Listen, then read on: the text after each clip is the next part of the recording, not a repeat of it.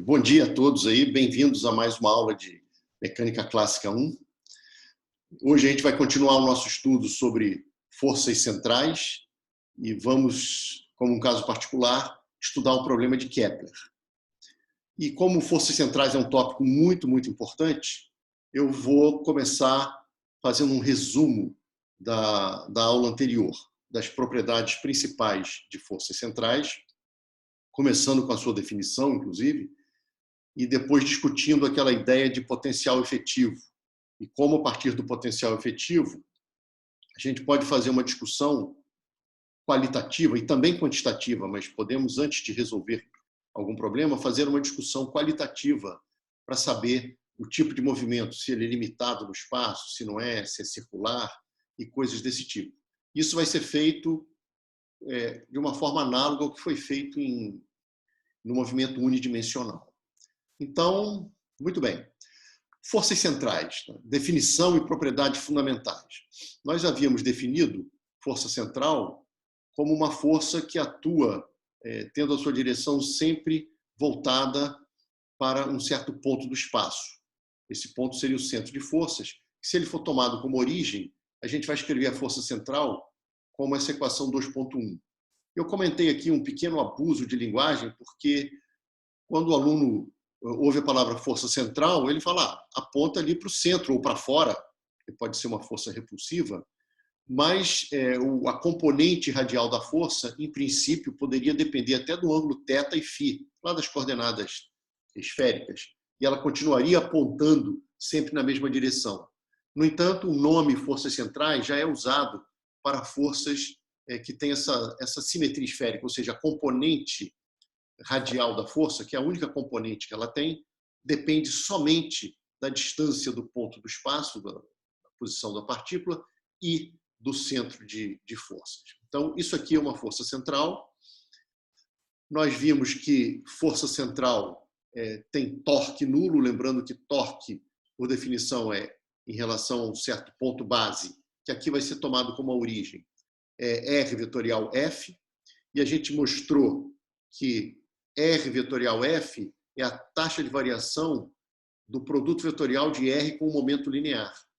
O R vetorial F ganha o nome de torque e o R vetor P é o momento angular, ambos em relação a um certo ponto base sempre, que no caso, repito, está sendo a origem. Eu não vou falar mais nisso, a não ser que eu queira explicitar que o ponto base é diferente. Bom, dito isso, nós discutimos a primeira propriedade importante das forças centrais, a saber que o torque de uma força central relativo ao centro de forças, e, portanto, aqui relativo à origem, é nulo. Se o torque é nulo, o dL dt é constante.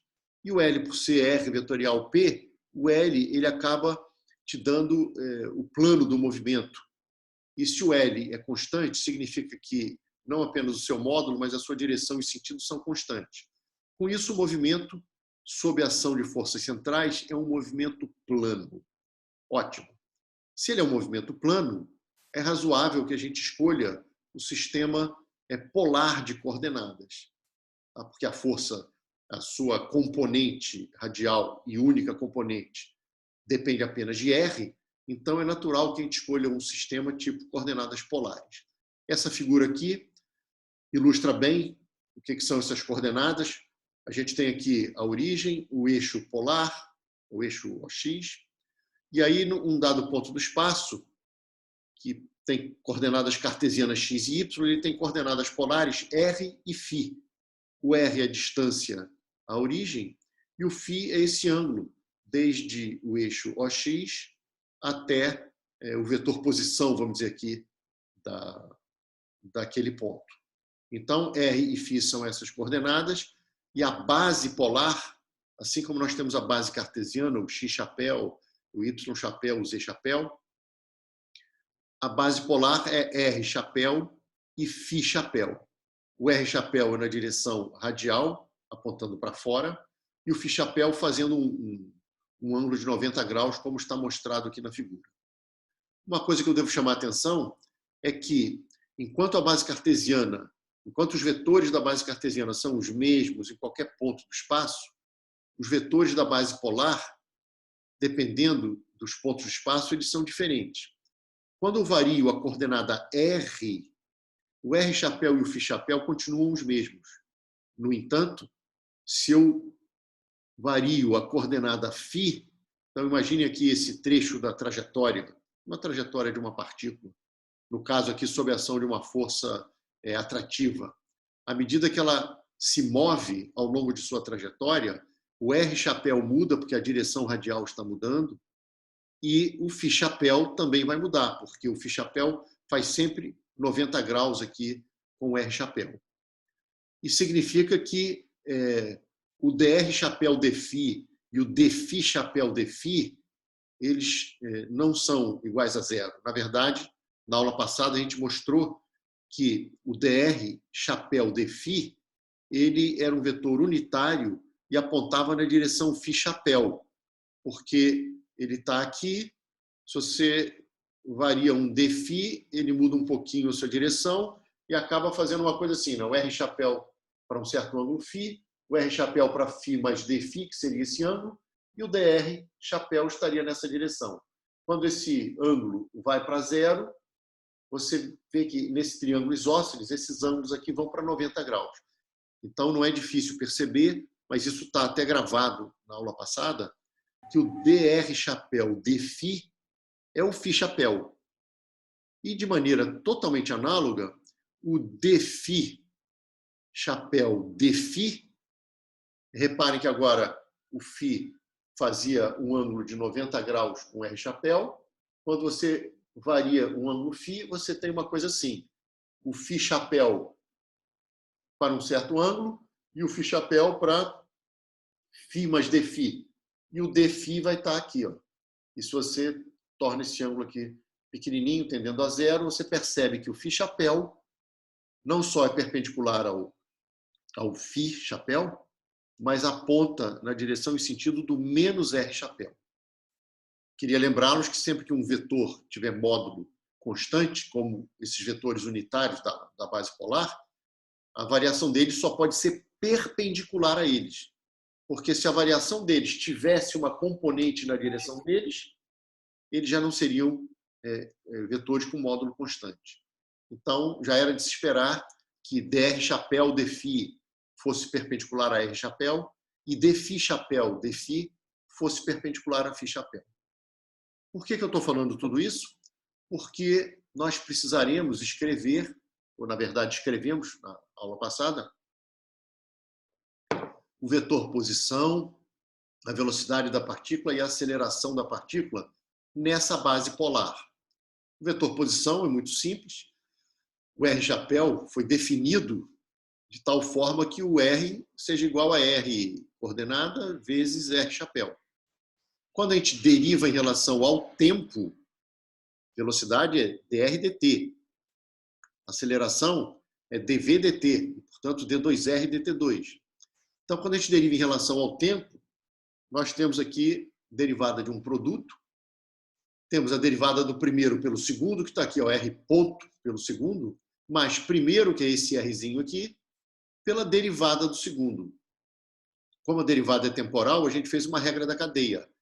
dr chapéu dt é igual a dr chapéu dφ, dφ dt. O dφ dt é esse φ ponto que está aqui. E o dr chapéu dφ é o φ chapéu. Então, aqui está a velocidade. O VR, a componente radial da velocidade, é o R ponto. E a componente em φ chapéu da velocidade é o R φ ponto. E vocês podem derivar uma vez mais, agora tem mais termos para derivar, e fazem exatamente essa mesma conta, só que agora, além do dr chapéu dφ, vocês precisam utilizar o dφ chapéu dφ, que, como eu falei, é menos R chapéu. Mas tomem a derivada temporal, regra da cadeia, e vocês vão obter a expressão da aceleração. Maravilha. Se vocês quiserem resolver, como vai aparecer na próxima lista, que eu já estou tentando terminar para entregar o mais rápido possível. Quando vocês fizerem F igual a MA, muitas vezes é conveniente utilizar a base polar. E aí o que vocês têm que fazer é F igual a MA, o A está aqui escrito já na base polar. Vocês têm que pegar o F de vocês e escrever como um FR chapéu, mais um F chapéu. E aí, como esses vetores são linearmente independentes e tal, são perpendiculares entre si, você tem que o FR é esse cara daqui, e o F vai ser esse cara daqui, e dependendo do problema, pode ser muito mais conveniente escrever utilizando a base polar do que uma base cartesiana. Isso vai ficar claro em alguns problemas que aparecerão na lista. Bom, obviamente, como o momento angular vai ter um papel importante nessa história toda, porque ele é uma constante de movimento, é importante que a gente saiba escrevê-lo em termos da base polar. Então, pega aqui o R vetorial MV, bota quem é o R, bota quem é o V em coordenadas polares, R chapéu vetorial R chapéu dá 0, e o R chapéu vetorial φ chapéu vai dar um vetor perpendicular ao plano que eu estou escolhendo como o Z chapéu. Ok? Sem perda aqui de generalidade, estou supondo que o movimento esteja ocorrendo com um φ ponto positivo. Então, eu vou passar a chamar esse cara aqui de L, e sendo o módulo do L vetor. Então, reparem o seguinte, como L é constante, esse MR2 φ ponto é constante. Isso vai ser de uma utilidade absurda na solução dos nossos problemas. A gente já chegou a ver o porquê disso na aula passada, na hora de definir o potencial efetivo, que é o que daqui a pouquinho eu vou relembrar. Mas tenho já em mente que o fato de que o módulo do momento angular se conserva faz com que a taxa de variação do ângulo, quando um planeta ou quando uma partícula qualquer que se mova sob a ação de uma força central, essa taxa de variação desse vetor posição, do ângulo, perdão, ela não é constante. Ela seria constante no MCU, no movimento circular uniforme, que é um caso particular de movimento sob a ação de forças centrais atrativas. Toda força central atrativa vai admitir soluções tipo MCU. Nesse caso, o φ ponto vai ser constante. Mas, no caso geral, de uma partícula sob ação de força central, e supondo L é diferente de 0, vocês já sabem que o φ ponto ele cai com 1 sobre R2. Ou seja, se a partícula se afasta, a taxa temporal com que o ângulo varia fica menor. Se a partícula se aproxima do centro de forças, essa taxa fica maior. E isso vai ser muito útil para eliminar o φ da história aí, e a gente já vai ver isso. Bom, aqui tem um desenho só para a gente escrever quanto vale a área infinitesimal aqui, ou seja, entre um instante t e um t mais um ΔT pequenininho, que eu chamei de epsilon. Como é que eu posso escrever essa área em coordenadas polares? Nós vimos que pode ser escrita como meio de R2 dφ, que é meio da base vezes a altura de um triângulo. Você pega e calcula a área daquele triângulo achurado. E aí você vê que a taxa de variação dessa área, quer dizer, você quer ver, imagina o vetor posição varrendo áreas, e você quer ver a taxa com que essa área é varrida. Essa velocidade, muitas vezes chamada de velocidade areolar. E essa velocidade é dividir por dt aqui. Então, a gente tem meio de R2 φ ponto. Mas isso aqui lembra alguma coisa para a gente, certo? O momento angular era m, o módulo do momento angular era mR2 φ ponto. Então, é só multiplicar e dividir por m que o numerador fica identificado com aquele L, com o módulo do momento angular. Então, essa taxa de variação da área, ela é constante e ela é proporcional ao momento angular. Muito bacana. Ou seja, a constância do módulo do momento angular está diretamente relacionada com aquela segunda lei de Kepler, que é a lei das áreas, que em intervalos de tempos iguais, o vetor posição varre áreas iguais. Era isso. Tem aqui um desenhozinho para ilustrar essa segunda lei de Kepler, ou lei das áreas, e vocês estão percebendo que, transcorrido um mesmo intervalo de tempo, então aqui tem T1 até T1 mais ΔT, aqui tem T2 até T2 mais ΔT.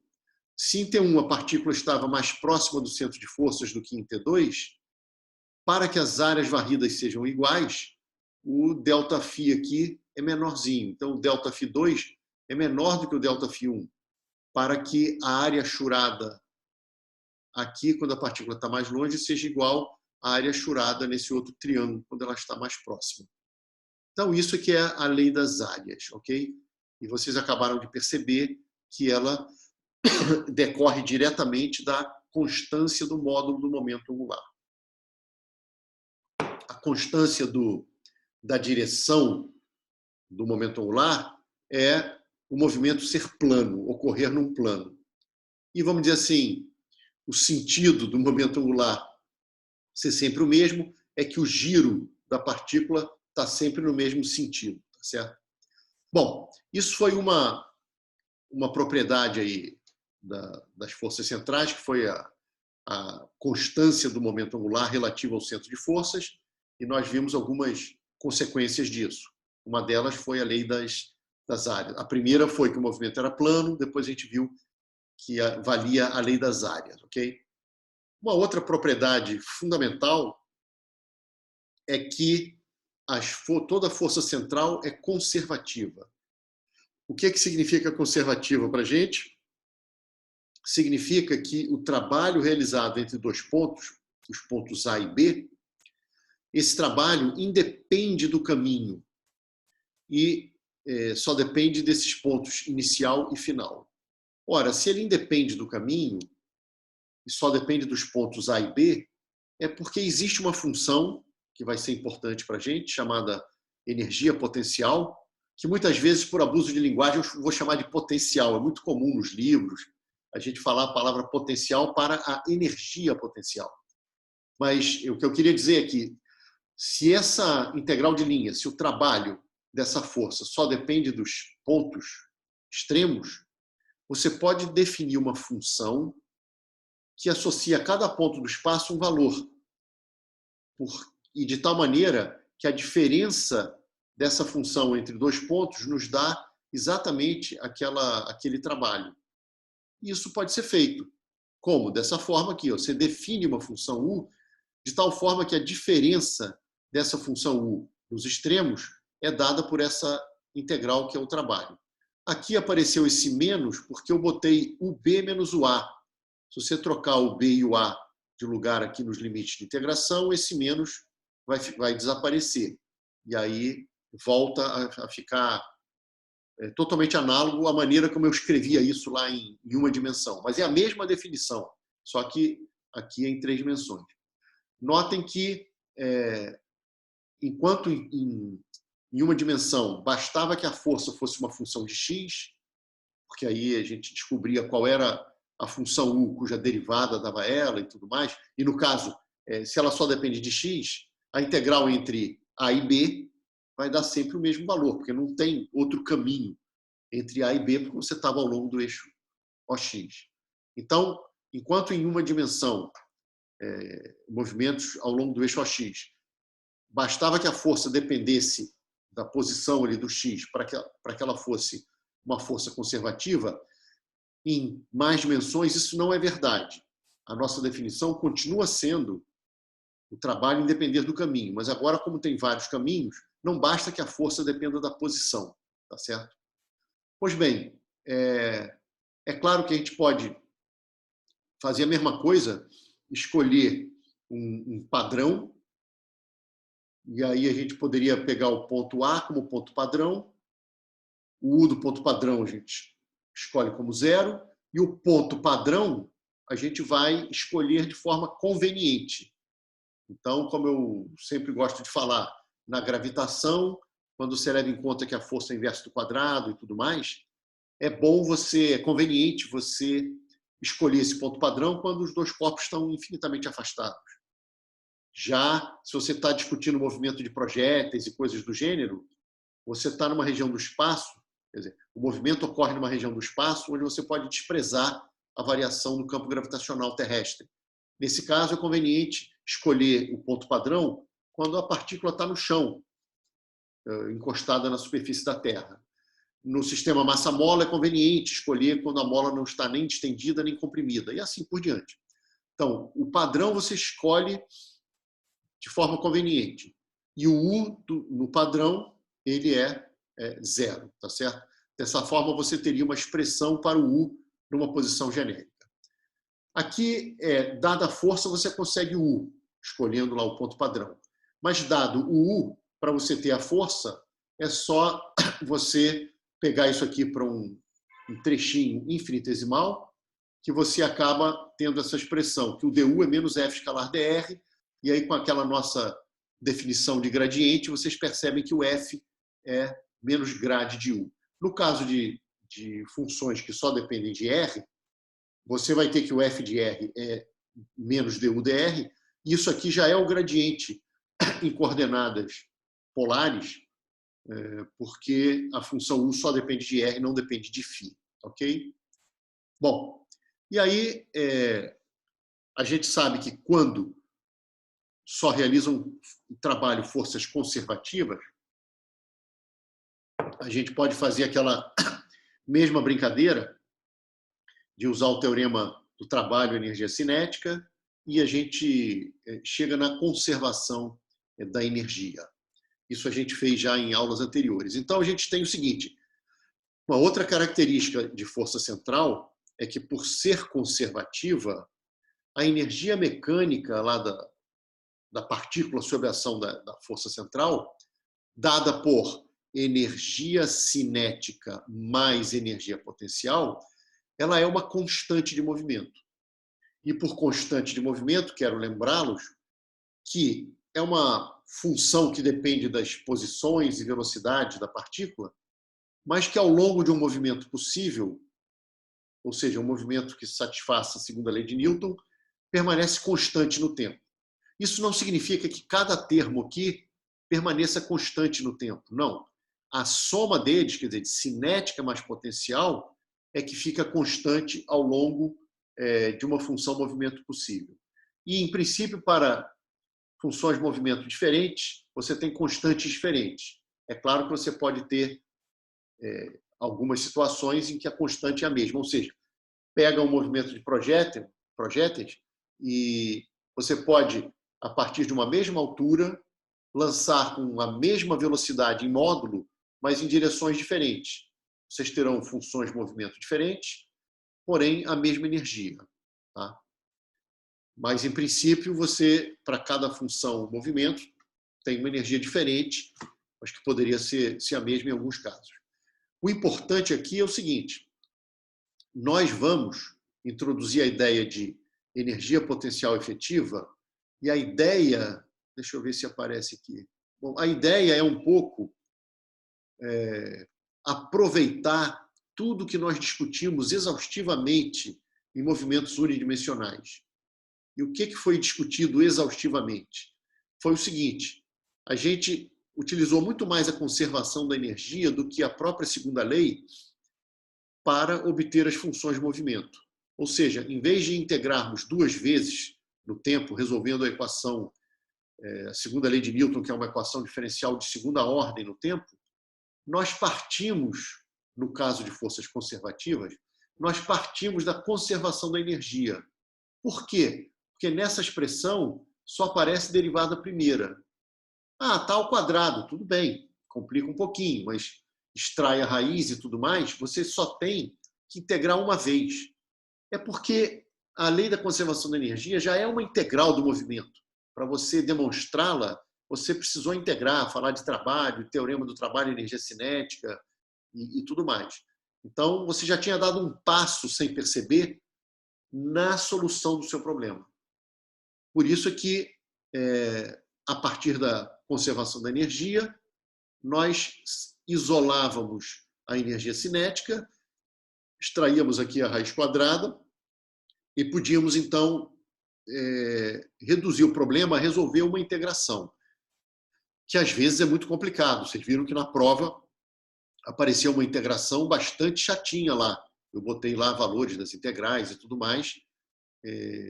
Pode ser bem complicado, mas, em princípio, você tem aqui, se reduzir o seu problema a uma integração. Só que, no movimento unidimensional, aqui ao longo do eixo X, resolver o X como função do tempo é resolver tudo que a gente queria. No problema sob força central, com o momento angular diferente de zero, olha, tudo que eu estou fazendo é para momento angular diferente de zero. Eu já comentei com vocês que momento angular nulo é quando o R e o V eles são paralelos. E eles sendo paralelos, o momento angular dá zero. E aí, se eles são paralelos, o movimento é retilíneo. Ou seja, eu também posso ter movimentos retilíneos para partículas sob ação de força central, tá certo?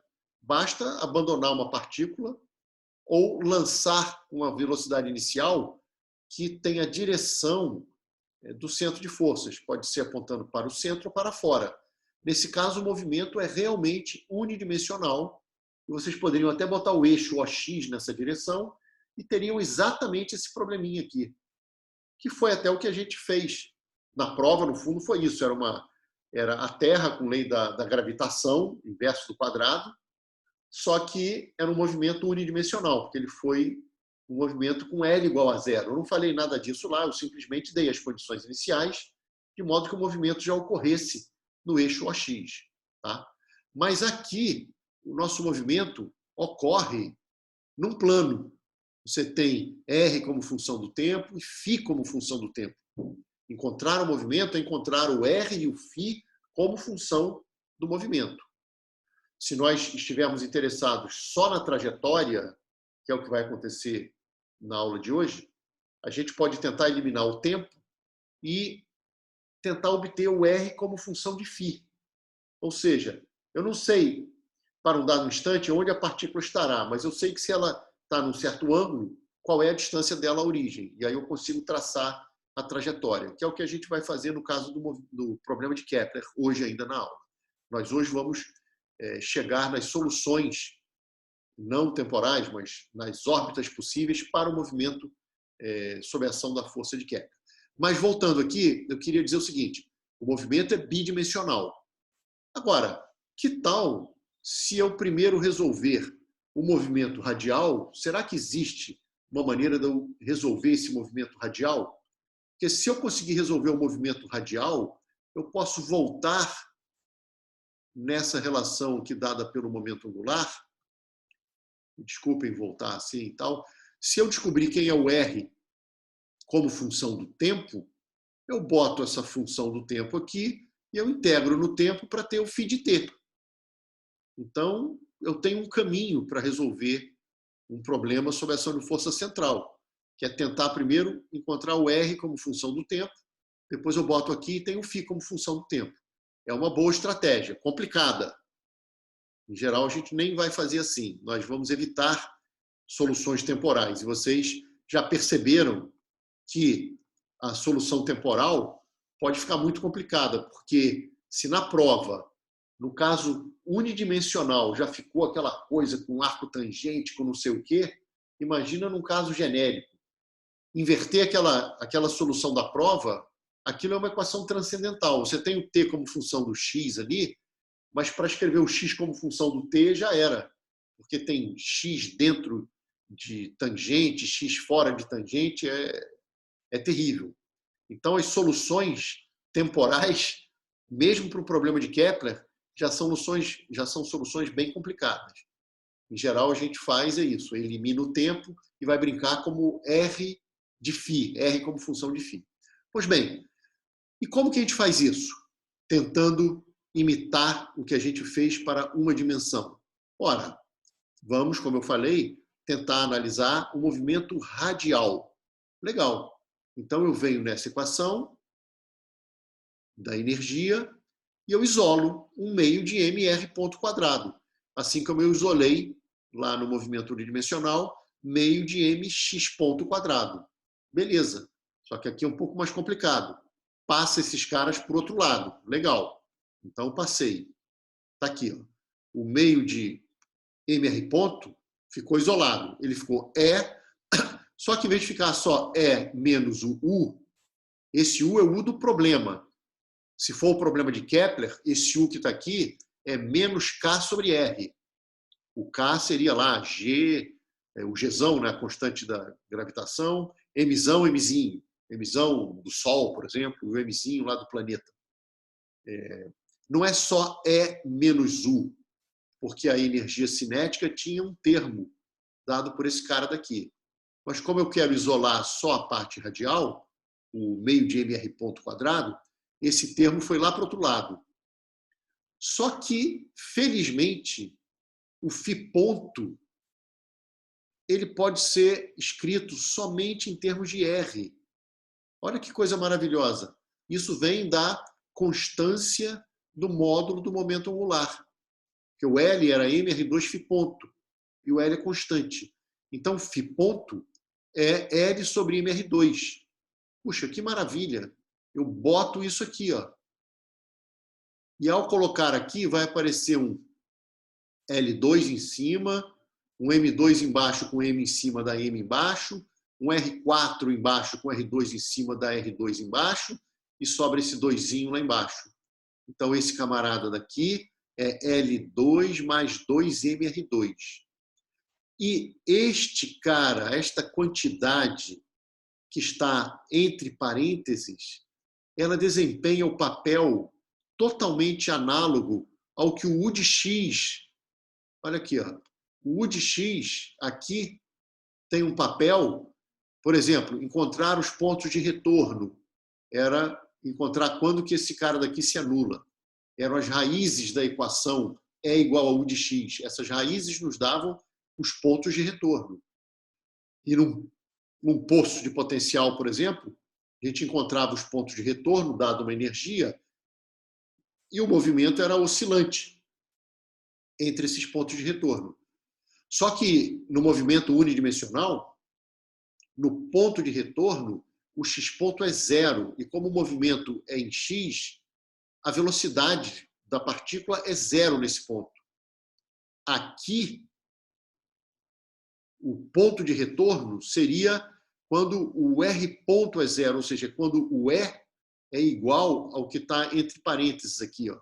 Já vamos botar aqui.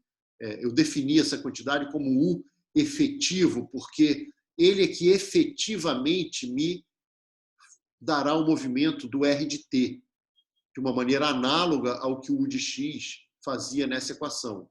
Só que eu preciso enfatizar que aqui os tais pontos de retorno, nesse movimento radial, são os pontos onde o R ponto é zero.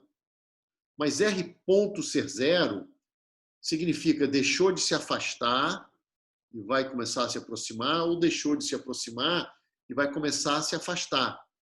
No entanto, isso é um movimento radial, mas a partícula tem momento angular, ela tem φ ponto na história. Φ ponto é diferente de zero. O φ ponto é L sobre mr2 e L, por hipótese, é diferente de zero. Então, nos pontos de retorno no movimento sob ação de força central, com um momento angular diferente de zero, a partícula não para. Apenas a sua componente, a componente radial de sua velocidade é que se anula, tá certo? E quem descreve, vamos dizer assim, quem faz o papel de uma energia potencial para esse movimento radial não é a energia potencial do problema, é ela mais um termo, que é esse L2 sobre 2mR2. E como esse termo, se vocês pegarem e fizerem menos DDR dele, vai ter um menos com outro menos dando mais, vai dar L2 sobre mR3, essa força é para fora, é uma força centrífuga. Então, o pessoal chama isso de barreira centrífuga.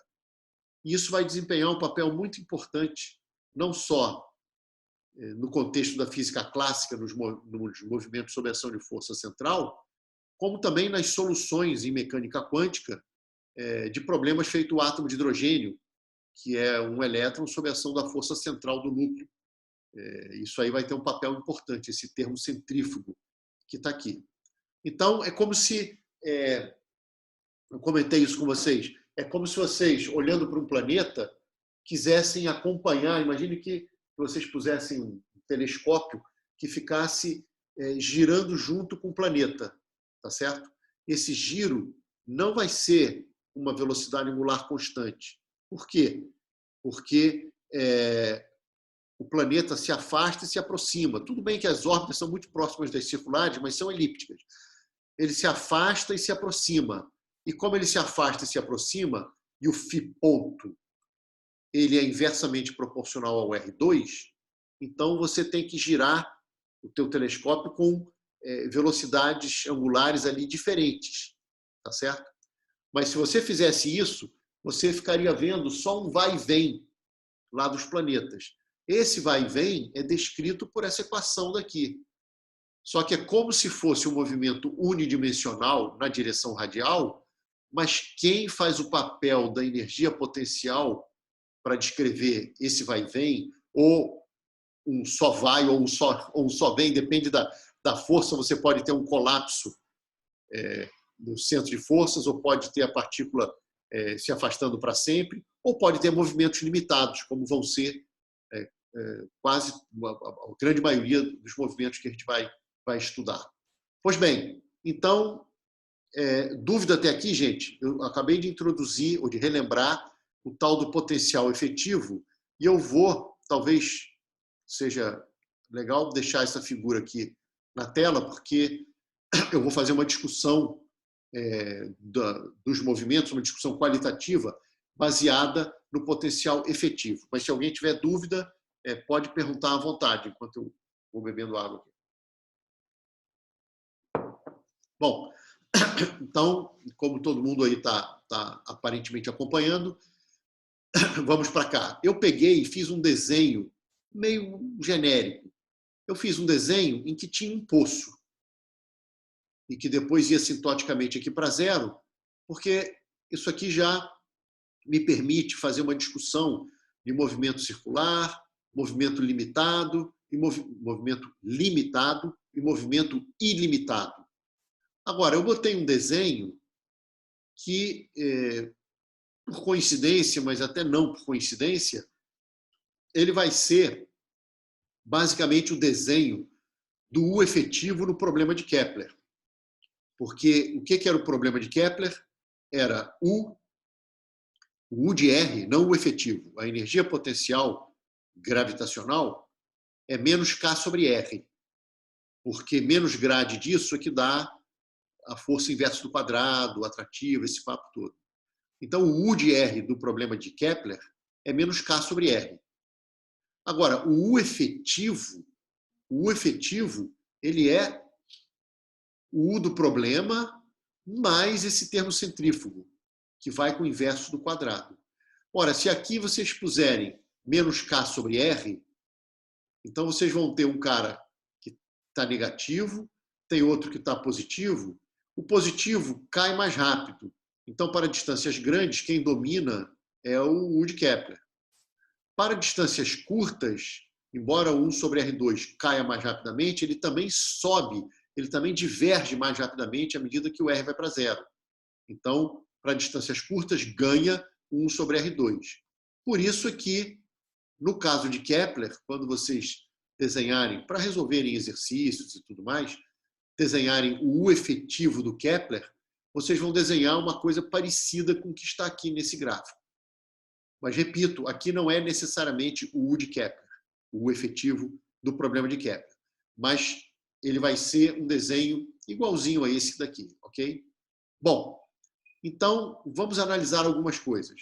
O que a gente fazia lá no movimento unidimensional?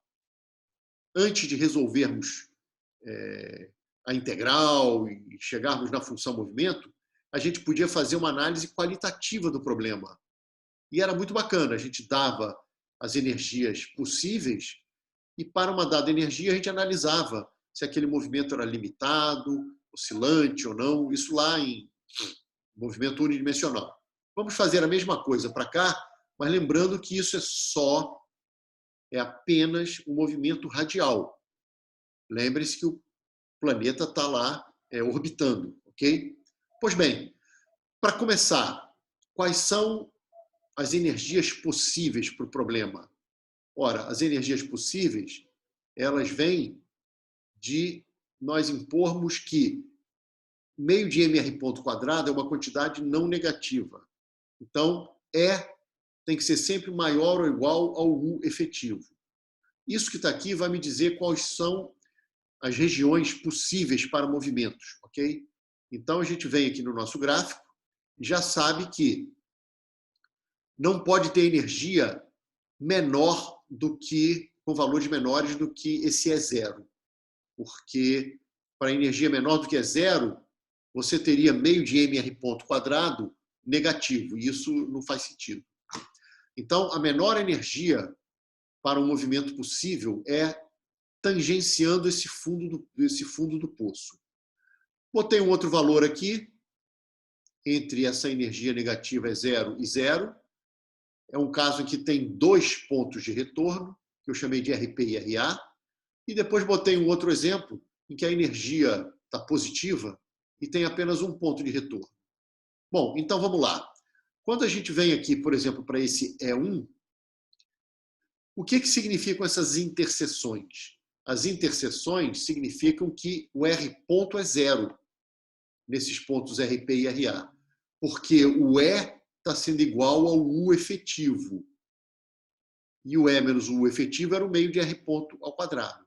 Então, aqui são os pontos de retorno. E a partícula só pode se mover para essa energia E1 entre RP e RA. Ora, mas como esse movimento se dá num plano, o que vocês podem afirmar é o seguinte: vocês vão traçar um círculo de raio RP, centrado no centro de forças, na origem, e outro círculo com raio RA. E como a partícula só pode ficar entre RP e RA, vocês vão dizer que ela se move ali dentro, fica girando, porém sem nunca entrar nesse círculo com raio RP e nunca passar do círculo com raio RA. Que significa, nesse outro desenhozinho aqui, que ela nunca vai se mover aqui dentro e nunca você vai ver a partícula aqui fora. Isso para a energia mecânica E1. Quando você tem E1, você tem 2 pontos de retorno, então você desenharia alguma coisa aqui, eu botei uma coisa meio qualquer aqui, é um qualquer que, no fundo, está ligado com aquele desenho, mas, no momento, tudo que a gente poderia dizer é, olha, não pode entrar aqui dentro e não pode sair aqui fora. Nem sei se essa órbita vai fechar. Agora, eu sei que ela ocorre numa região limitada do espaço, porque eu tinha 2 pontos de retorno. Então, aqui, para E igual a E1, as órbitas são limitadas, mas não são necessariamente fechadas. É fato, sim, que para Kepler, quando elas forem limitadas, elas serão fechadas. Mas isso é uma particularidade do problema de Kepler, tá bem? Pois bem, se eu dou a energia E0, a única possibilidade é a partícula estar com esse R igual a R0. Porque qualquer outra aqui, você tem a energia menor do que a energia potencial efetiva. Então, aqui, a única possibilidade é, lá em uma dimensão, seria partícula parada na posição de equilíbrio. Aqui é partícula, o movimento radial da partícula é partícula com velocidade radial nula. Ela nunca varia a sua distância ao centro de forças, mas ela está orbitando, porque tem momento angular. Então, o φ ponto, que era L sobre mr2, como R está constante igual a R0, o φ ponto está constante também. Então, aqui é um MCU. Um instantinho só aqui, poupar minha voz. E aqui, para uma energia E2, só tem esse ponto de retorno R2. Então, significa o seguinte: imagine que uma partícula inicialmente estivesse numa posição por aqui e fosse lançada para a esquerda com a energia E2. Então, ela teria essa energia cinética aqui Que a energia cinética é a diferença do U, cinética radial, tá? Aquele meio de mR ponto. É essa a diferença daqui, do U efetivo para o E. Ela aumentaria sua velocidade até essa posição.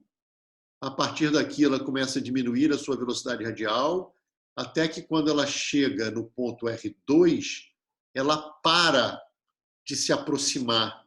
O VR dela é 0 e ela volta a se afastar e vai se afastar indefinidamente. Então, com a energia E2, a órbita é uma órbita ilimitada. Ela é limitada só aqui pelo fato de que a partícula nunca se aproxima mais do centro de forças do que a distância R2. Mas ela, inevitavelmente, vai acabar o seu movimento indo lá para o infinito. É uma órbita ilimitada. Nessa figura, eu só ilustrei o movimento com a energia E1, que tinha 2 pontos de retorno. Bom, aqui é só a maneira como vocês encontram qual é a órbita circular, né? A órbita circular é impor que a derivada do U lá no R0, o R0 seria o raio da órbita circular, seja igual a 0. Ou seja, vocês estão calculando lá um mínimo ou um máximo local. Eu poderia ter feito um desenho aqui também tendo algum máximo, tá? Isso pode acontecer dependendo do teu problema. Um máximo local aqui também seria, se você der a energia daquele máximo, também vai ser uma órbita circular. No entanto, ela é uma órbita circular instável, porque se você perturbá-la, a partícula vai se afastar dessa órbita. Aqui não. Aqui você tem uma órbita circular com energia 0. Imagine que você deu uma pancadinha. Vamos dar uma pancada radial, porque a pancada radial é uma força radial, e aí o torque dessa pancada ele é nulo, porque torque é R vetorial F. Se o F tiver a mesma direção do R, não muda o L. E aí você não muda o desenho da energia potencial efetiva. Que a energia potencial efetiva é o U de R mais o L2 sobre 2mR2. Tá certo? Pois bem, se você der uma pancada numa partícula que esteja numa órbita circular, então ela estava com E0, recebeu uma pancada radial. A energia dela aumentou, certo? Você deu lá uma pancada, ela agora, além daquela velocidade tangencial que ela tinha, ela ganha um VRzinho. Então aumentou a energia cinética dela. Naquele instante a potencial ficou inalterada, então a energia mecânica dela aumentou. Como a pancada é pequenininha, por hipótese, ela saiu do E0 e foi para um E0 mais um ΔE. Tá certo? Deixa eu até fazer uma coisa aqui, já que a gente ainda não fez nenhum desenho. Deixa eu, para matar a saudade aqui da mesa. Olha só, vamos imaginar o seguinte, que eu dei uma pancada. Se eu dou uma pancada, uma pancada pequenininha, eu passo de uma energia que era E0, e agora eu tenho aqui uma energia que é E0 mais um pequeno ΔE. Por hipótese, eu estou dizendo isso. E agora eu pergunto para vocês.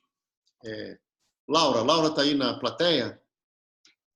Oi, está aqui sim. Oi, Laura, bom dia. Pensou que eu fosse te esquecer hoje, né? Então, me diga aí, o que você acha que vai acontecer com essa partícula? Ela estava numa órbita circular. Então, por exemplo, ela estava aqui... deixa eu desenhar um círculo aqui. Você tinha aqui uma certa órbita circular. E o raio dessa órbita circular era R0. Então, aqui você tinha um raio R0. Ela estava se movendo aqui. E agora você vai e deu uma pancada. Lá pelas tantas, você dá uma pancada aqui. Você chega aqui e dá uma pancada radial. Tá? E aí eu quero saber o que vai acontecer. Lembrando que a pancada, por hipótese, deu uma energia pequenininha para ela. O L continuou o mesmo, tá? Porque se a pancada é radial, o L continua o mesmo. Olhando para essa figura aqui, Laura, o que você pode me dizer sobre a órbita perturbada? Vai ser próxima a circular, né? Mas aí aquela ideia do poço ser aproximado por um oscilador harmônico, talvez. Eu nem quero esse detalhe, tá? Em geral, ele pode ser aproximado por um oscilador, mas eu quero uma coisa até menos do que isso. Não precisa nem falar de oscilação harmônica. Eu só quero que você me diga, pelo fato de ser um poço, o que você pode me dizer sobre a órbita perturbada? Vai ser muito próxima da circular. Vai permanecer basicamente circular. Vai ser sempre próxima. Ela nunca vai passar. Deixa eu desenhar. Ela nunca vai passar desse cara daqui e nunca vai ficar mais próxima. Né? Se eu chamar esse cara daqui de um R3 e esse cara daqui de um R4, só para não confundir lá com R1, R2 e tal, esses aqui são os novos pontos de retorno, concorda? Sim. Então, se você desenhasse aqui, agora acho que o desenho vai embolar um pouco, mas se você desenhasse aqui, droga, por que ele não levou para lá? Me dei mal aqui, gente. Deixa eu tentar mais uma vez. Ele não tinha que permitir que eu arrastasse? Acho que tinha. Mas eu não estou conseguindo arrastar agora, tá? Então, professor, para arrastar, você tem que, na parte de cima, onde está desenhando, você tem que clicar na mãozinha, eu acho. Tipo, é uma outra opção que serve só para arrastar. Engraçado que às vezes, só ao fazer o desenho, ele já permitia que eu arrastasse. Eu acho eu acho que você automaticamente ia para esse, eu acho. Entendeu? Certo. Então, teria que procurar uma mãozinha em algum lugar, né? Algum símbolo, eu acho que é uma mãozinha, pelo que me lembro, que você clica e aí ela serve para arrastar. Certo. Bom, tudo bem. Não estou achando, não vamos perder tempo com isso, mas... círculo para fora e um círculo para dentro. Teria um círculo. Teria um círculo aqui, vamos dizer assim, Então, estou exagerando, tá? E teria um outro círculo aqui. Tá? Tem que fingir que isso são círculos, tá bem? E essas distâncias aqui, ó, esse carinha e esse carinha daqui são...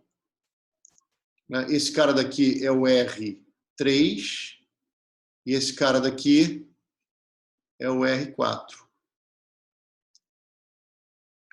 E o movimento, ele vai se passar, quer dizer, o R da partícula, ele vai ficar sempre entre o R4 e o R3. E aí você vai dizer que essa órbita circular era uma órbita estável, porque ao perturbá-la, o movimento fica ali próximo. E aí, a Laura estava dizendo, corretamente, que se aqui fosse um poço quadrático, e em geral, para ΔS pequenos, isso aqui, na maioria esmagadora dos problemas, vai ser aproximado por uma parábola, as oscilações radiais serão oscilações harmônicas. Vai ser o ΔRzinho ali, você vai escrever o R como um R0 mais um A cosseno de ômega T. E vocês vão até calcular qual é essa frequência de oscilações radiais. Tem que tomar cuidado, eu não vou desenhar a órbita aqui, porque eu não estou dizendo se a força é atrativa, repulsiva, e aí tem todo aquele papo. Se for o problema de Kepler, o que vai acontecer aqui, no caso do problema de Kepler, é que se você der uma pancada, você vai transformar esse círculo azul numa elipse que tangencia, quando está na posição mais próxima, o círculo de raio R3 e tangencia o círculo de raio R4. Mas é um movimento que ocorre aqui dentro. dessa região. Tá? Isso é muito importante para discutir estabilidade de órbitas. Ok? Bom, muito bem, Laura. Era exatamente isso que eu queria que você respondesse. Eu vou apagar isso aqui, tá legal, gente? E vou sair daqui para a gente poder continuar. Pois bem, então vocês estão vendo como é bacana fazer a discussão qualitativa com um potencial efetivo.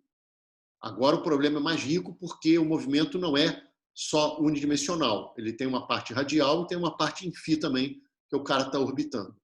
Mas é claro que nós podemos também resolver o problema. Aqui tem aquela história que se a gente aproximar, pegar energias bem próximas da energia do fundo do poço, ao expandir em série de Taylor, como por hipótese o R0 é o ponto de equilíbrio aí no movimento radial.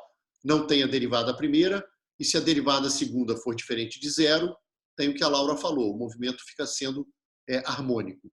E o período é 2π sobre uma frequência angular, e essa frequência angular é tipo raiz de K sobre M, onde K seria quem faz o papel do K da mola.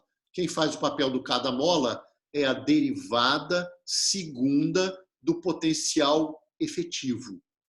Então, assim como caiu na prova, não, caiu nas listas, teve uma lista de exercícios que um dos problemas era para vocês calcularem o período das pequenas oscilações em torno de vários postos de potencial que eu dava. Tinha Posteller, tinha não sei quem, tinha vários carinhas lá, tangente, quadrado. Era uma questão que tinham vários itens. E o que vocês faziam? Vocês pegavam a derivada segunda, vocês descobriam quem era o ponto de equilíbrio e depois calculavam a derivada segunda daquele potencial no ponto de equilíbrio. E quem fazia o papel do K da mola era aquele U duas linhas, no caso de x0, e aí a frequência angular, a frequência angular do movimento harmônico, era simplesmente raiz de U duas linhas de x0 sobre m. Aqui é exatamente a mesma coisa, porém é apenas para o movimento radial. Então aqui tem esse índicezinho R, que é o período radial, a frequência das oscilações radiais para pequenas amplitudes de oscilação. Então, um exercício, certamente, da próxima lista é eu dar alguns problemas sobre forças centrais que admitem órbitas circulares estáveis, ou seja, são problemas que, se vocês traçarem o U efetivo, vai ter um poço. E aí eu vou pedir o seguinte, tinha uma órbita circular, agora você dá uma pancadinha radial e eu quero que vocês me digam quais são os períodos ou as frequências das oscilações desse movimento. E aí vocês vão calcular a derivada segunda, só que agora é do potencial efetivo, e avaliá-la no raio da órbita circular. E isso vai dar, a raiz desse cara sobre m dá essa frequência angular. E o período das oscilações radiais é 2π sobre esse cara. Isso é muito importante, tá, gente? Então está aqui, ó, tudo que eu falei está aqui. E vai ser exercício calcular esse camarada daqui. Certamente, um dos exercícios vai ser pegar o oscilador harmônico, isotrópico, e o potencial de Kepler. E vocês vão encontrar valores aqui muito interessantes, porque eu vou pedir para vocês calcularem a razão desse ômega-R com o ômega-φ. O ômega-φ é o ômega para dar é o ômega ligado à volta. Tá? E isso fazendo aproximação de órbitas quase circulares, tá bem? E vai ser muito interessante, porque vocês vão descobrir que, no caso do Kepler, a razão entre os períodos radial, das oscilações radiais, e das revoluções do giro, essa razão é 1. E isso faz com que você entenda o fato de ser uma elipse ali. Se você acompanhar um movimento elíptico, você vai ver que parte de um certo ponto, pode ser o periélio, você vai ver que a partícula se afasta, atinge o afélio e volta, e quando ela volta ao periélio de novo, ela deu uma volta, ela girou 2π. Então, esse vai e vem radial, quando você vai e volta radialmente uma vez, você dá uma volta completa. Olha que bacana. Ou seja, o período radial é igual ao período em φ. Isso é fácil de mostrar para pequenas amplitudes de oscilação, que é exatamente esse exercício. Calcula isso que está aqui para o problema de Kepler, calcula o período e depois calcula o período de uma volta para órbitas próximas do círculo. Isso sai 1. O bacana, e que não é trivial, é você mostrar que mesmo se a pancada fosse enorme, mas que não tirasse a partícula da órbita, ou seja, uma pancada que não fizesse com que a sua nova velocidade fosse maior do que a velocidade de escape, tá? Mas dá para mostrar, e no fundo, uma maneira de demonstrar o tal do teorema de Bertrand tem a ver com isso, é você ir pegando energias cada vez mais distantes da energia do fundo do poço e vai vendo quais potenciais continuam fechando órbita. E aí acabam sobrando só o Kepler e o oscilador. Mas mesmo, voltando ao exemplo do Kepler, mesmo para pancadas maiores, essa razão entre os períodos vai continuar sendo 1. Tá? Mas aqui eu estou falando de um exercício bem mais simples que vai aparecer, que é calcular esse período radial para pequenos desvios da órbita circular. E quando vocês fizerem para o oscilador harmônico, vai dar que o período radial é metade do período para dar a volta.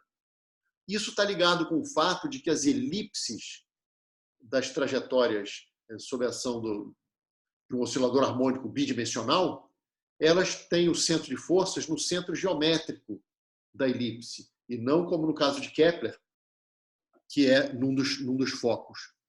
Pois bem, então são exercícios que vão se basear nessa expressão que está aqui. Bom, agora, como é que eu faço para descobrir o movimento ou até para calcular o período quando eu tenho oscilações com amplitudes maiores? Ora, a gente segue exatamente a mesma estratégia que a gente seguiu no movimento unidimensional. Qual era ela? A gente partia lá da conservação da energia, isolava lá o meio de mx ponto quadrado, ia lá para o outro lado o e menos u, extraía a raiz quadrada, ficava raiz de e menos u de x, tudo que era x para um lado, tudo que era t para o outro, integrava, e lá atrás ficava a integral de dx' sobre raiz de e menos u de x'. E do lado de cá ficava esse mais ou menos raiz de 2 sobre mt. Eu estou supondo que o t0 seja 0. E o R0 aqui, o RI, esse I é de inicial, tá bem? A anotação que o Diego usou foi essa. Pois bem, aqui é exatamente a mesma coisa. Só que isso não resolve todo o problema. Isso aqui resolve o problema radial. E quem entra aqui não é o U do problema, é o U efetivo do problema, que é o U mais o termo centrífugo, L2 sobre 2mR2. Então, mas a estratégia é a mesma. Com isso que está aqui, repare que basta uma integral para chegar no T como função de R, e aí, supondo que a gente consiga inverter, ou nem que seja por intervalos, tá? Inverte isso, teria o R como função de T. Tendo o R como função de T, a gente vai lá no φ ponto igual a L sobre mR2 e integra no tempo. Está lá, ó, L sobre M, R2. Se você descobrir o R como função do T, é só botar aqui e integra. Eu botei T' para não misturar com esse T, que é um instante genérico. Esse T' é uma variável muda de integração. Então, gente, aqui a gente tem uma estratégia para, em princípio, resolver problemas sob a ação de forças centrais. Qual é essa estratégia? A gente define lá a energia potencial efetiva, conservação da energia, nos permite, por uma integração, chegar, depois de algum trabalho, e às vezes muito trabalho, num R de T. Tendo R de T, vem lá para a conservação do momento angular, o φ ponto era L sobre mR2, integra. Vocês teriam, assim, o R como função do T e o φ como função do T. E teriam resolvido, em princípio, um problema sob a ação de força central qualquer, que pode ser Kepler ou algum outro, ok? Então, essa é uma estratégia, tá? Mas a gente não vai resolver problemas assim, eles ficam muito complicados. A gente vai fazer uma outra coisa. Deixa eu só, antes de comentar o que a gente vai fazer, que é eliminar o tempo e ficar só com R de φ, aqui é só um comentário para períodos de oscilação longe do fundo do poço, tá certo? Então, é a fórmula totalmente análoga àquela fórmula unidimensional. Vocês lembram que a gente integrava do x1 até o x2, o dx' sobre raiz de E menos U de x'. Isso aqui dava o período das oscilações do movimento unidimensional. Aqui, quem faz o papel do U de x no movimento radial é o U efetivo. E os pontos de retorno, o menor, né, o R do pericentro, o periélio, se for no caso do Sol, e apocentro ou o afélio, é o RP e o RA. Então, comparem essa fórmula com a fórmula para o período que vocês tanto utilizaram na lista 4. Tá certo? É exatamente essa, só que aqui é para o movimento apenas radial. Então, esse cara, ele é o período exato para oscilações, inclusive, longe do fundo do poço. É claro que se vocês aproximarem esse camarada daqui lá pelo fundo do poço, vai cair no cara quadrático, vão fazer a integral e vai dar tipo oscilador harmônico, um cara que independe da energia. Mas isso só vale para quem está bem perto do fundo do poço. Olha, fazer esse tipo de cálculo, que é calcular o período das oscilações radiais, vai desempenhar um papel importante na análise do fato da análise de uma órbita ser ou não fechada, porque uma coisa é a órbita ser limitada no espaço, mas ela pode ser limitada e nunca voltar ao mesmo ponto com a mesma velocidade, porque se isso acontecesse pelo princípio do determinismo newtoniano, dali para frente ia acontecer tudo igual, né? Pois bem, então quem vai mexer depois com órbitas fechadas ou não, ou com teorema de Bertrand ou coisas do tipo, vai ter que falar na condição de fechamento da órbita. A condição de fechamento da órbita é a razão entre o período de oscilação radial e o período para dar uma volta de 2π. Esses períodos têm que ser comensuráveis. Ou seja, a razão entre eles tem que ser lá um número racional. Não precisa ser um inteiro, porque poderia acontecer do cara dar 3 oscilações enquanto dá 4 voltas. Tudo bem, vai fechar a órbita do mesmo jeito. Vai ser uma órbita mais esquisita, mas vai fechar do mesmo jeito. Ok? Eu vou mandar... Aliás, eu estou em dívida com vocês de algum material. Eu tinha que ter mandado já aquele material do Marcos lá do Fourier, me desculpem. E eu vou mandar também um material de cônicas, também do Marcos, umas notas. Eu acho até, não sei se está na apostila, nessa versão que eu mandei, mas eu vou verificar. Se não tiver, eu mando separadamente. E eu vou mandar o primeiro artigo que eu escrevi na vida. É um artigo bem bobinho, não é para ninguém rir do professor, mas ele é legalzinho. É justamente sobre essas coisas aqui.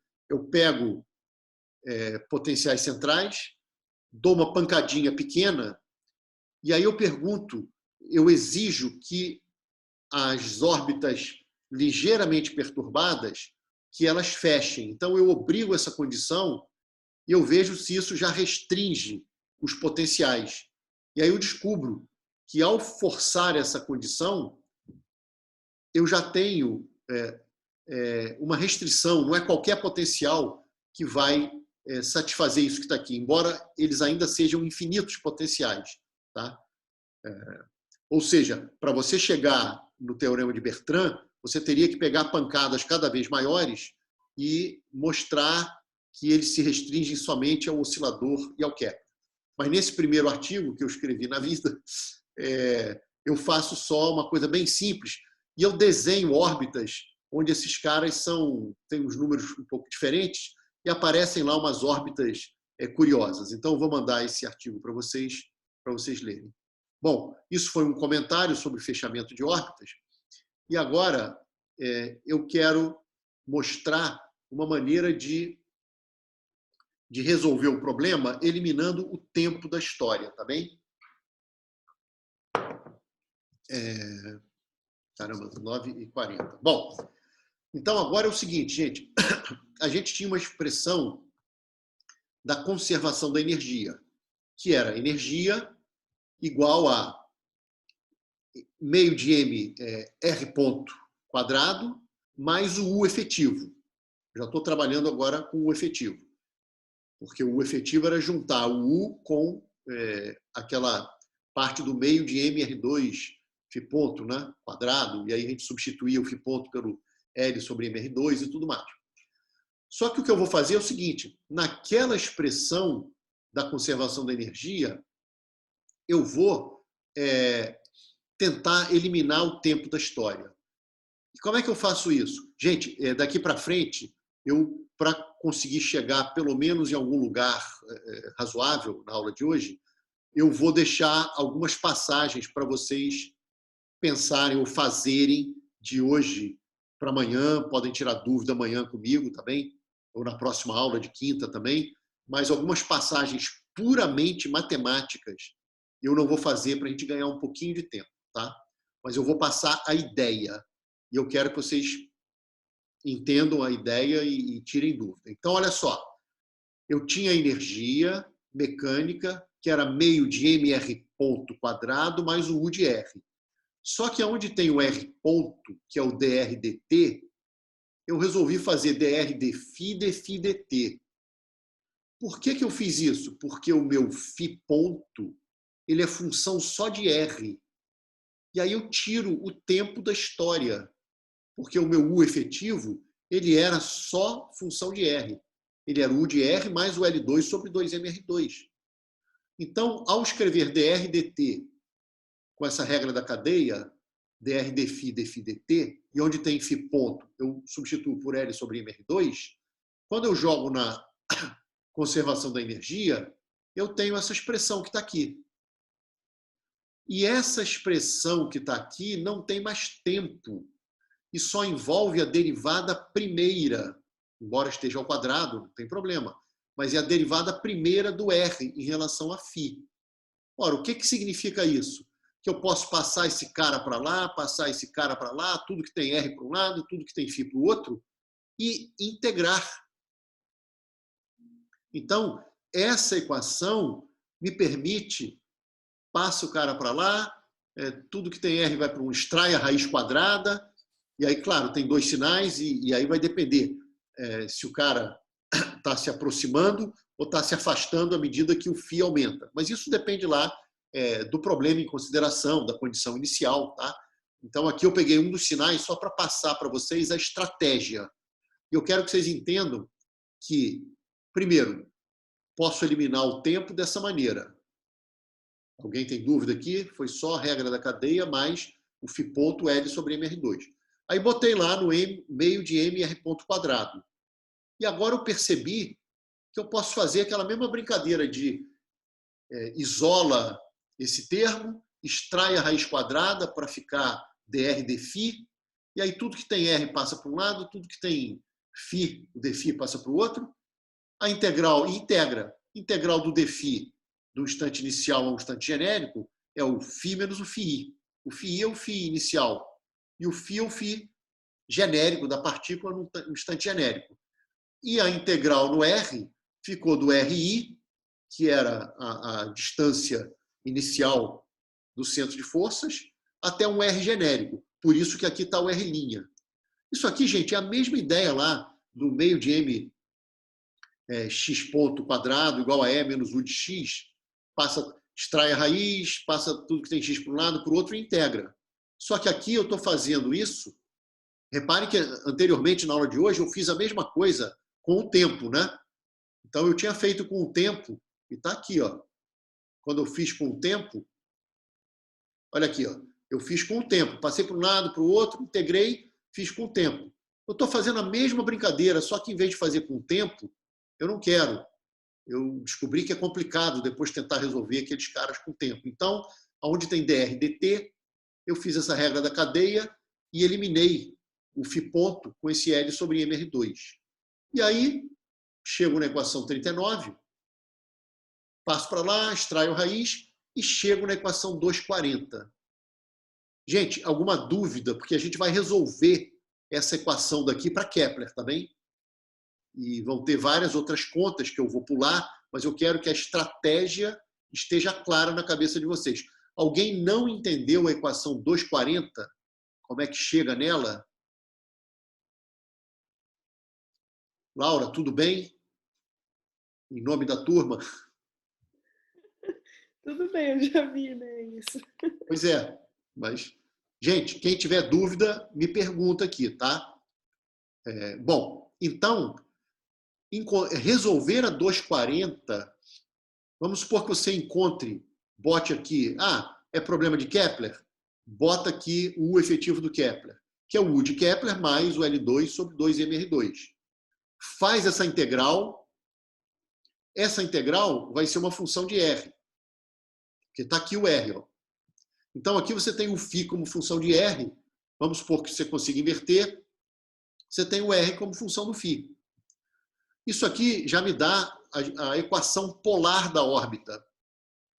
Isso aqui não me dá as funções de movimento do problema. Por quê? Porque função movimento é você me dizer, num dado instante, aonde que se encontra a partícula. Então, eu teria que ter uma função que me dissesse, dado um instante de tempo t, eu sei quem é o R nesse instante.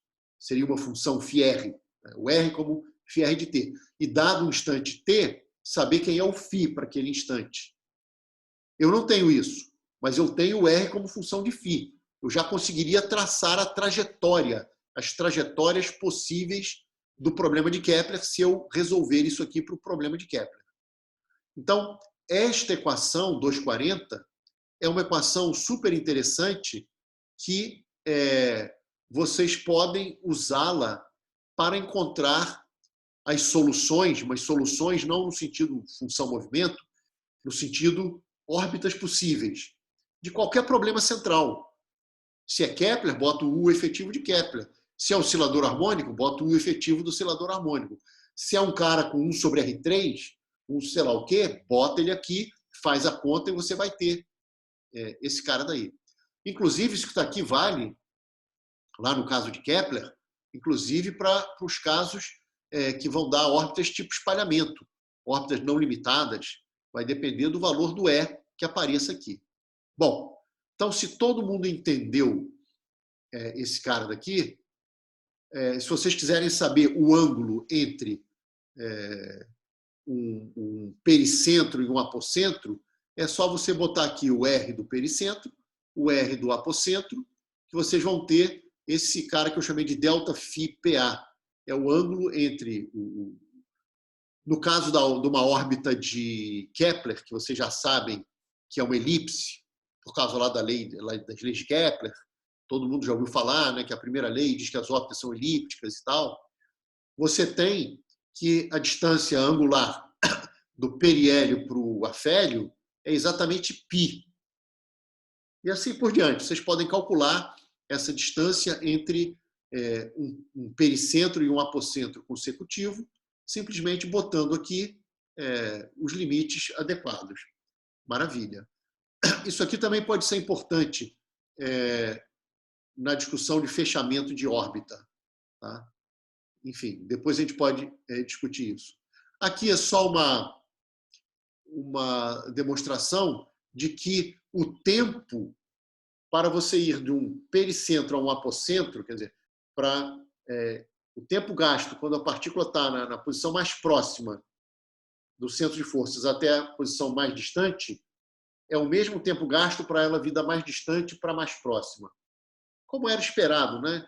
Lá no movimento unidimensional em X, o tempo para ir do ponto de retorno x1 para o x2 é igual ao tempo para ir do x2 para o x1.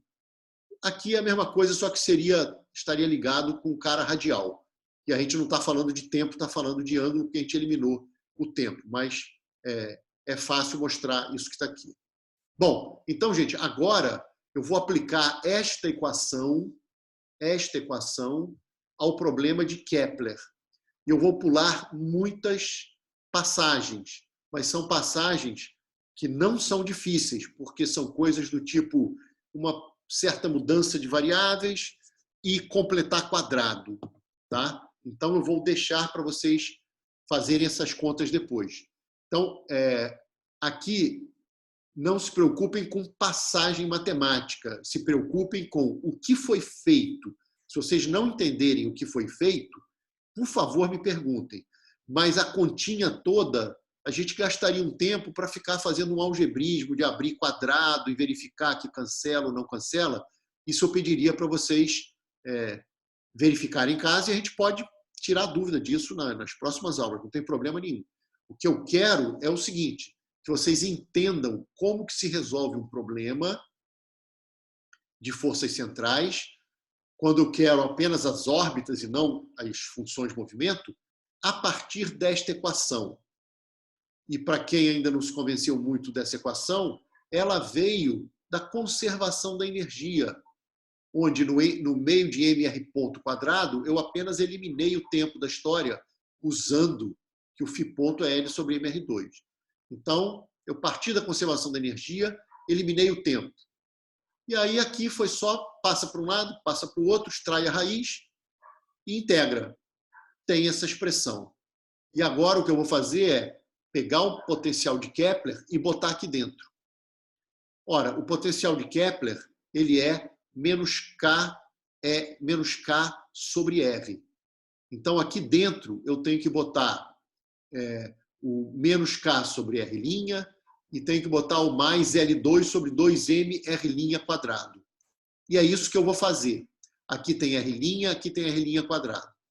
Só que eu já vou fazer, e aí já vem uma primeira conta que eu pulei, que está explicada nesse parágrafo. Está aqui, ó, o potencial de Kepler, onde o K é a constante da gravitação universal, Mzão e Mzinho. E tem lá o cara centrífugo para montar o potencial efetivo. Só que eu vou fazer esta mudança de variáveis. Tá certo? Ora, fazer essa mudança de variáveis, então você já vai perceber o seguinte. Tem um cara, só para vocês verem por que aparecem esses carinhas aqui, primeiro vamos ver o que está lá dentro. Você tem o seguinte, 1 sobre R' é U', porque o R' é inverso do U'. Então, é natural que apareça um carinha aqui que tenha U', que tem a ver com o potencial de Kepler, que era o menos K sobre o R, sobre o R', ele acaba tendo um U' ali. Esse 2M aqui é porque a gente entrou lá com aquele raiz de 2M e tudo mais. Né? Porque aqui tinha um raiz de 2M, tá? Lembra que tinha um raiz de 2M ali. Então já aparece aqui, esse cara tem a ver com o potencial de Kepler, que era menos... Os sinais ficam diferentes porque aqui tem E menos U, né? Tem esse menos aqui. E lembrem-se desse 2M aqui. Acho que vai dar até para entender tudo oralmente aqui. Então, esse termo é o termo do potencial de Kepler, que ele tinha o K sobre R', o menos com menos com mais, 1 sobre R' é o linha em cima. E o 2M é porque tinha um 2M dentro da raiz ali, multiplicando todo mundo. Esse cara daqui vem do L2 sobre o 2MR2, o R'2. R'2 embaixo é U'2 em cima. Por quê? Porque R' é 1 sobre U'. É essa transformação de variáveis que ela é mágica, ela é muito boa, essa transformação de variáveis para o estudo de problemas centrais. Até mesmo lá em quântica, vocês vão continuar fazendo esse tipo de transformação de variáveis. Tá? E esse termo é o termo centrífugo, vinha do termo centrífugo, que tinha L2 sobre 2MR2, só que tem esse menos porque era E menos U efetivo. O 2M cancela com o 2M que estava embaixo do L2, e o carinha que estava lá embaixo com R' quadrado ficou U' quadrado em cima. E o termo do E ficou 2ME. Claro que vocês podem estar reclamando do seguinte, o que aconteceu aqui com aquele dr' e o R' quadrado?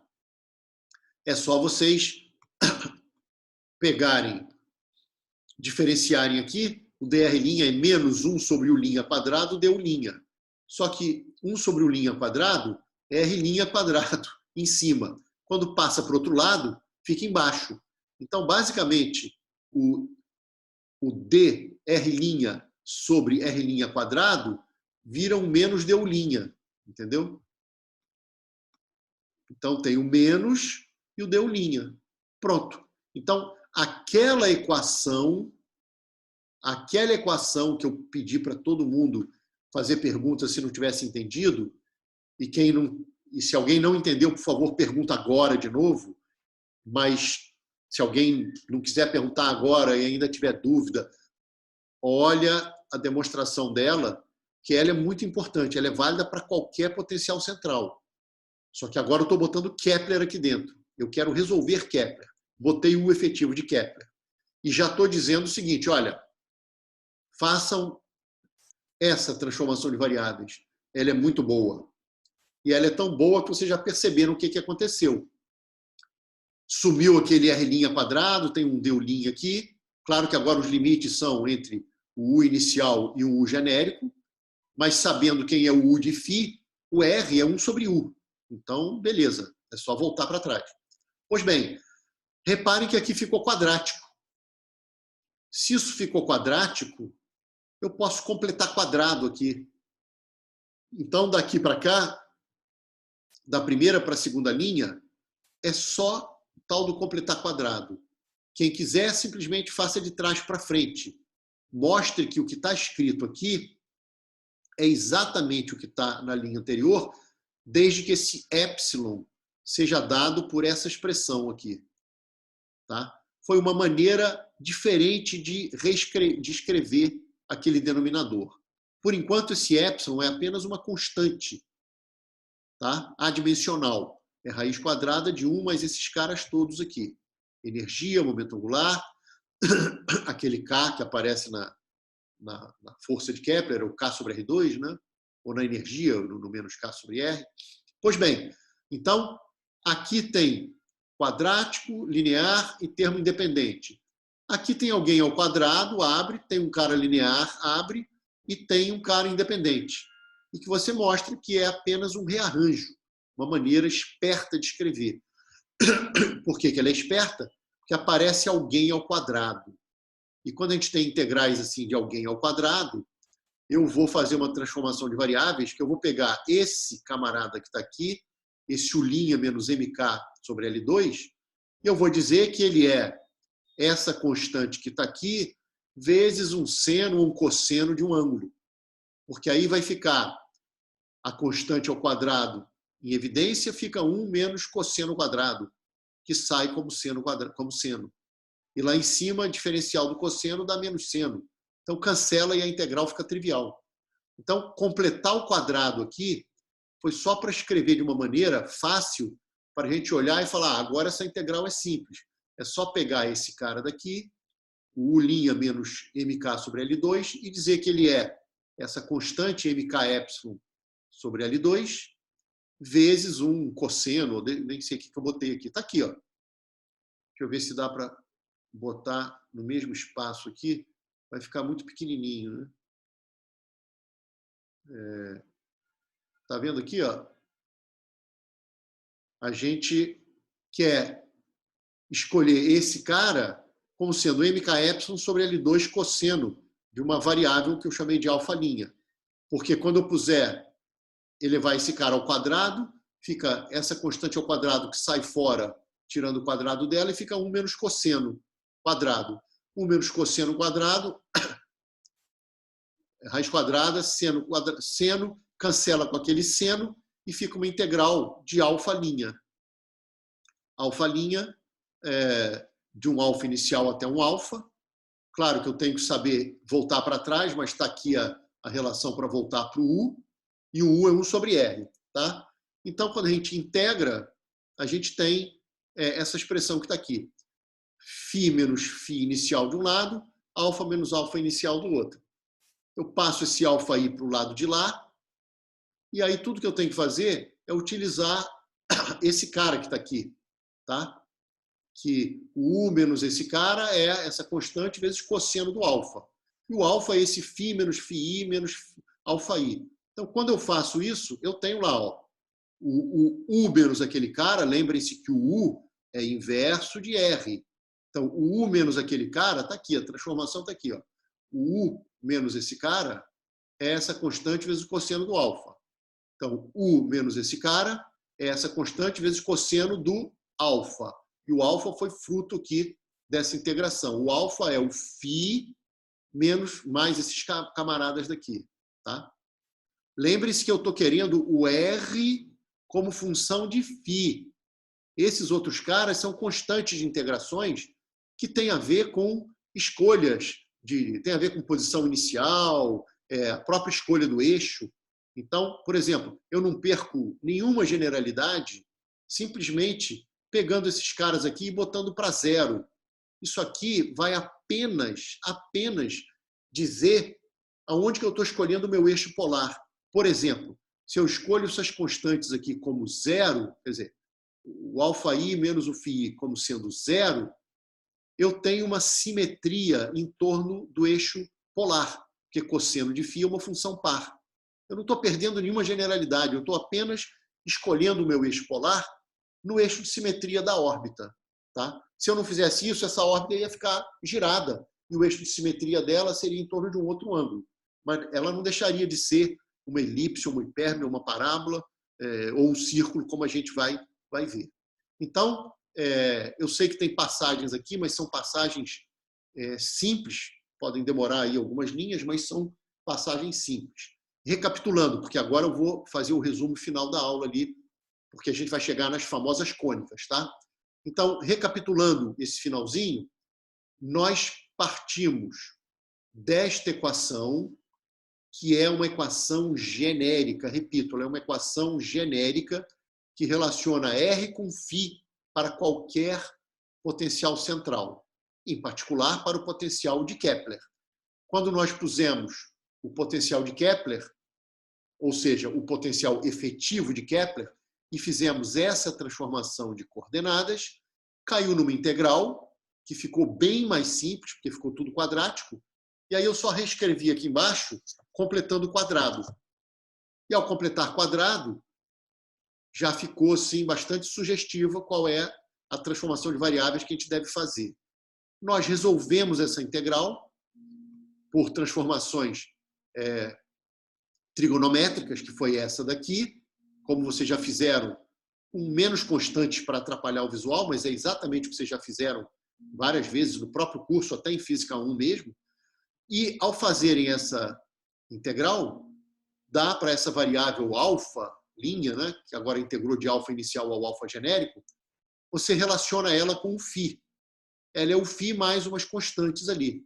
Quando você bota aqui alfa e bota u, lembrando que u é 1 sobre r, está aqui, ó.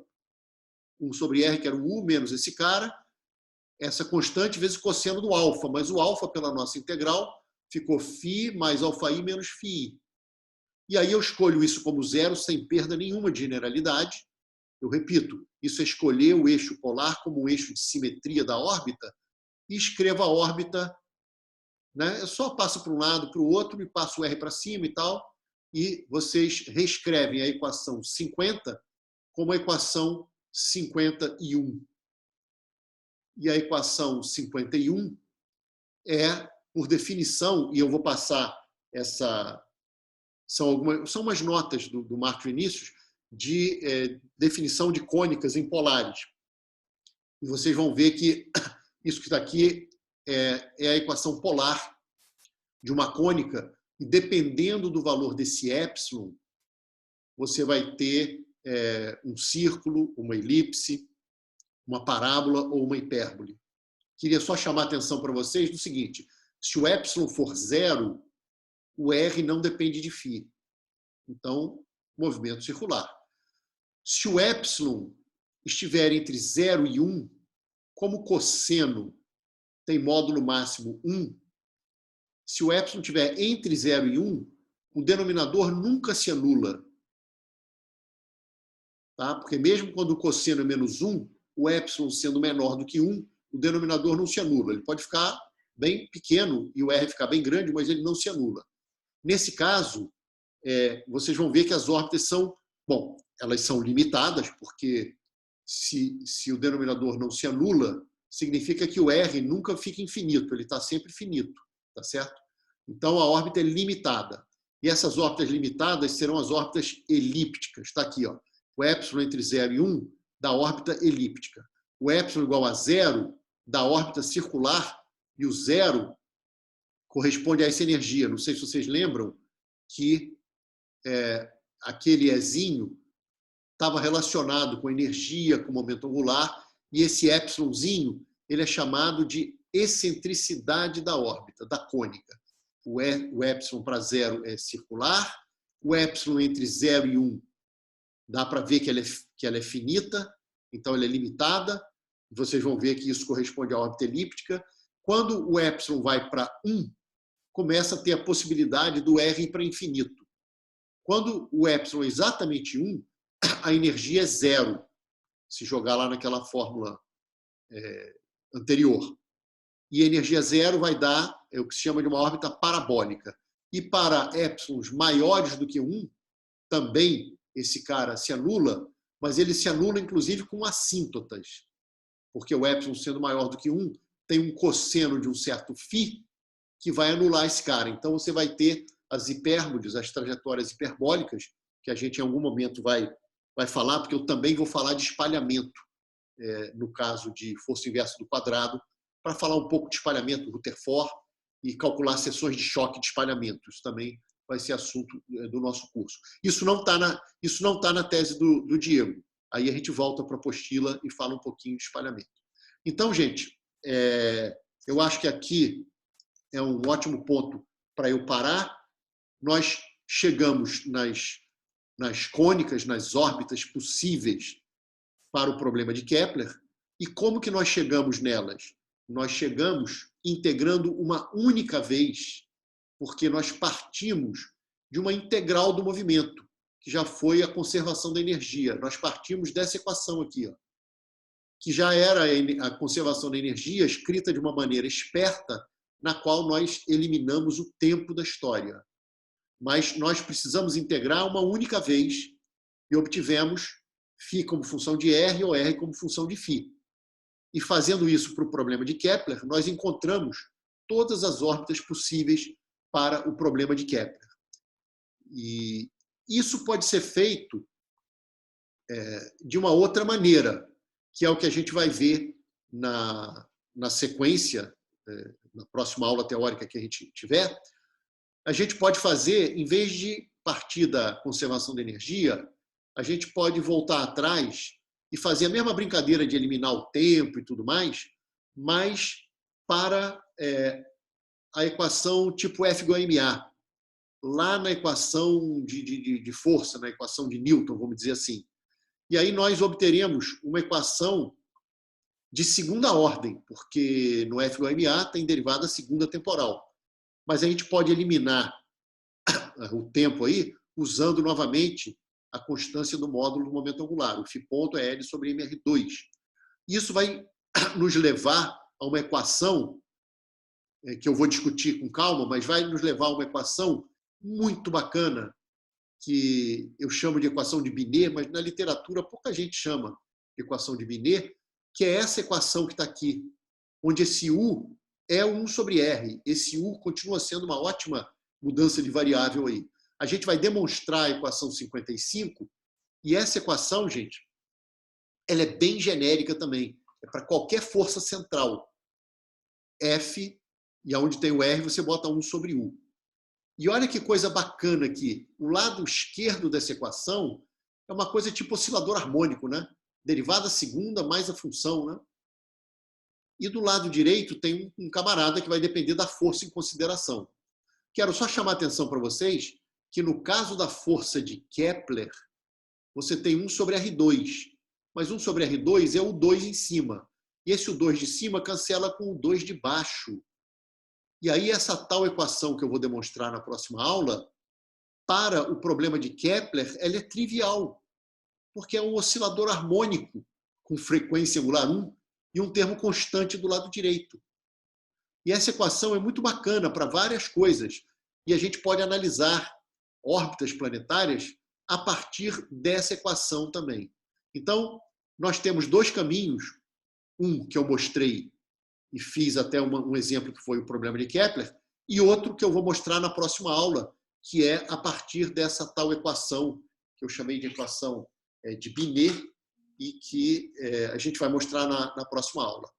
Eu pediria para vocês que não deixassem de ler a aula de hoje, e quem quiser ler até mais, tudo bem, mas o importante é ler a aula de hoje para tentar saber resolver o problema de Kepler, como ele foi resolvido aqui nessa dissertação. É uma maneira muito bacaninha e ilustrativa daquela equação genérica que eu falei, que foi o nosso ponto de partida. Foi essa equação daqui, ó. Tá certo? Gente, eu vou interromper a gravação para... Então, interromper.